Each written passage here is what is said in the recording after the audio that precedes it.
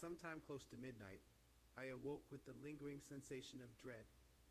You know the feeling, intuition. The sea and sky were pitch dark, and the waves beneath our rudimentary raft rocked slowly back and forth.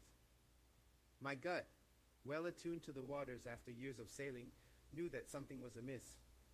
We were now well outside of Havana Bay, and through the dimming lights of the city, I could see the well-lit outline of the seaside wall, Malecon. It was the border between the great unknown and prison. Despite the quiet, I thought I could see something turning towards us. I squinted my tired eyes, scouring the night. At first I couldn't pinpoint a single thing out of the ordinary. I could not explain my anticipation, but from the alertness of those around me, I knew I was not alone. It began with a sound, a rumbling, and then a roar. I looked around more frantically than before, yet it was all dark except a thin line of lights behind us, signaling we were leaving Havana. The tension was palpable.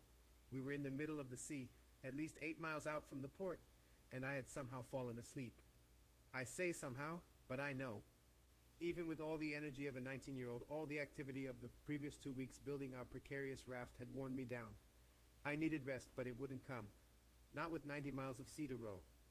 As the deafening roar was getting closer, I could pinpoint the direction it was coming from. The sound was like a freight train rushing towards us, only louder. Before me, cloaked in shadows, the mysterious whirling began to take shape. I traced the outline of the giant, seemingly rising from the waves, froth shedding from its metal spine.